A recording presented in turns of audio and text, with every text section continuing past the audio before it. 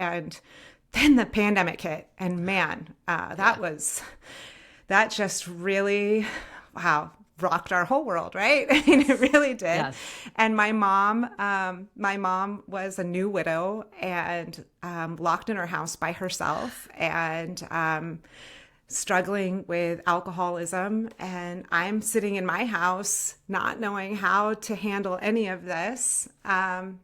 We had a new puppy that came home March 7th, and then the world shut down March 13th. So I didn't Yes. realize I was getting a pandemic puppy, but I had one. Right, right.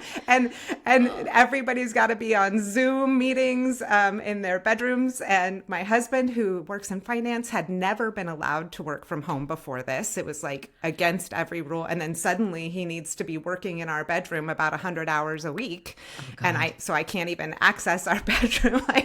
And I was walking 7 miles a day with the dogs, and I was doing Zoom therapy, and I would have my prayer groups with my friends from my church, and I'd have my girlfriends, and we'd have happy hours on Zoom. And all of this was just an attempt to make it through every Yeah. single day. Just what can I do to make it through? But that hum of anxiety and that constant weight of grief was always there, and it wasn't going away. And I kept doom scrolling on social media, as all of us were, and sometimes still are to this day, 5 years later.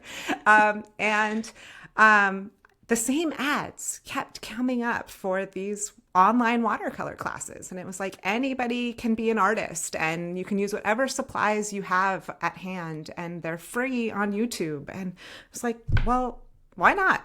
This sounds Yeah. great. So in July of 2020, I was like, I got my younger daughter, and we went and sat on the patio, and we did our first Let's Make Art watercolor package. And she enjoyed it. I think just the fun creativity, but she was a little bit of a perfectionist and didn't get as hooked to it as I was. And for me, just sitting down and doing something because I wanted to do it for me and having no deliverable to the rest of the world, it was like for the first time I gave myself permission to create and have joy just for the sake of it, like Yes. just for the sake of it. And that really flipped the switch. I needed that. I needed to give myself permission to make time for that part of my spirit to be alive and nourished again.